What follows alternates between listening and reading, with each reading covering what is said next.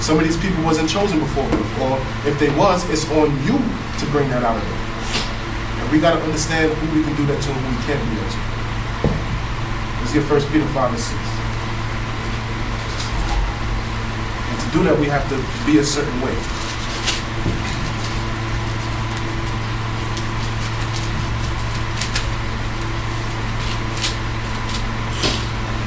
First Peter 5 and 6. Humble yourselves, therefore, under the mighty hand of the Most High, that He may exalt you in due time. You have to humble yourselves. You can't think of the little bit of knowledge that we all have because we hear that, oh, well, I got a little bit more knowledge than this guy. He don't even know who he is, man. I can't talk to him. He ain't gonna understand who I am because he don't know who he is. Maybe if you make him understand, then he can come to a better understanding as to what his job is here on earth.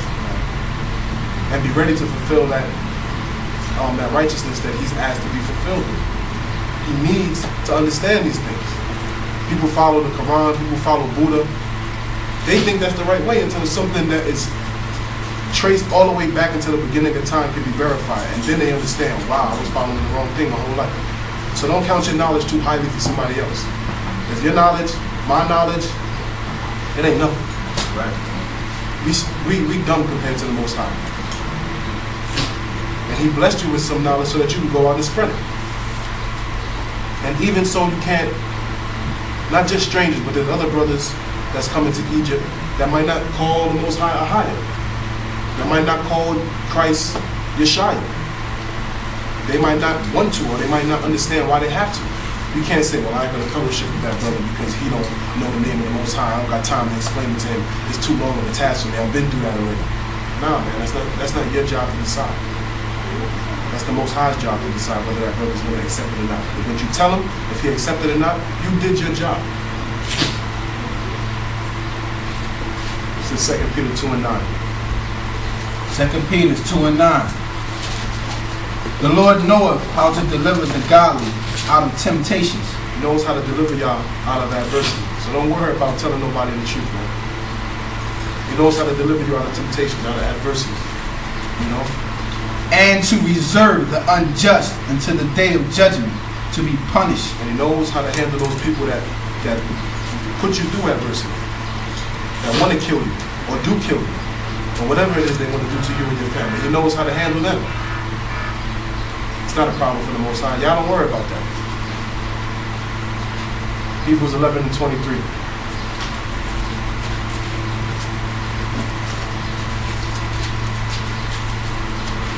We can't fear, man. We can't fear what anybody is thinking about us.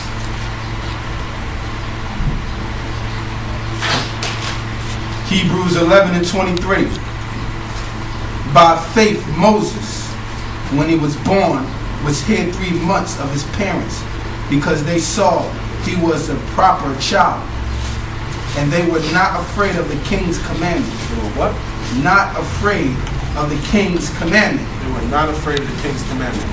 The king is a man. They could have easily been like, oh, well, yeah, I serve the Most High, but the king can kill me now. Like most people think, well, I can't do this because they right there in front of me, man. They're going to kill me now. So what? Moses survived because his parents feared the Most High. Who was we supposed to be fearing? They was like, I'm not going to kill my child because it's not proper for somebody to kill somebody. You're not supposed to be killing. Cain slew Abel and got cast out.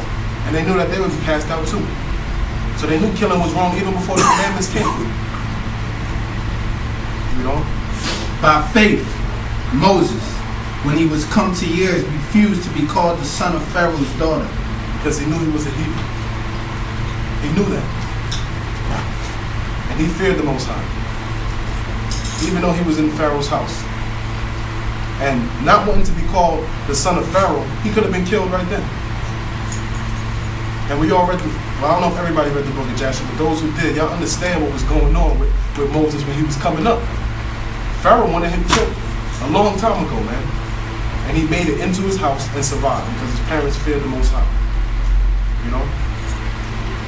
Choosing rather to suffer affliction with the people of the Most High than to enjoy the pleasures of sin for a season. If we could enjoy the pleasures of sin for a season, denying the Most High, we did that for a while. Some of us did it for 10 years. Some of us did it for 15 years.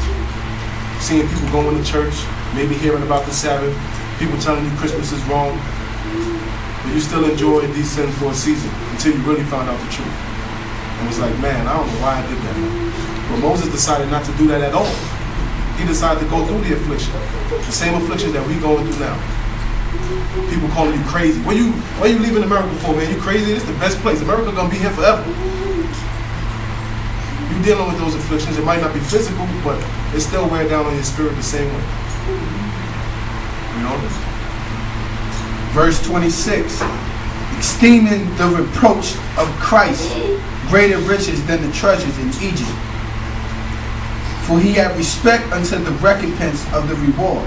He had respect to the recompense of that reward. It's the same thing. Even though the children of Israel were slaves at that time, Moses knew what it meant to be a child of Israel. He understood that. And he understood the reward and didn't care about the riches of Egypt. He understood what was going to come if he continued in the Lord's way and listened to what his parents understood. Because he was getting ministered to throughout the whole time, or else he would have never knew he was a Hebrew. His sister was in the house of Pharaoh as a handmaid. So she was letting him know everything. And it's the same way when Christ came to the earth. Christ did not want anything to do with this earth. He was here for his job, and that was it. Like we should all be here for our job, to handle what the Most High put in front of us to do and to take care of. Christ came and was like, I don't want none of your money, man. Go and get a coin out the fish mouth and give it to the Romans, man. Yeah. I don't want nothing to do with this kingdom, man. Store for yourself treasures in heaven. Forget about this earth. He cared about what the Father did. People persecuted him the same way. But he cared more about the riches in heaven than the riches on earth. Hebrews 11 and 27. Hebrews 11 and 27. By faith he forsook Egypt, not fearing the wrath of the king, for he endured as seeing him who is invisible. So Moses was going through it, man. We all know he killed that Egyptian, put him in the sand, and fled. Now, if he wasn't following the Most High, would he have made it out of that? Of course not. He would have been persecuted by the Pharaoh, thrown in jail, killed, whatever they did back in those days. But the Most High always makes a way for you to get out. He does not give you more than what your spirit can handle. Moses made it out of there, not fearing the wrath of the king. He did what he had to do. He saved his brother, which is what Christ is going to do for us. And that's what you're going to continue to see in this. That no matter what you do, as long as you're protecting your brothers, you are good. And not just your physical brother, but your spiritual brother also. You have to stand up for Christ.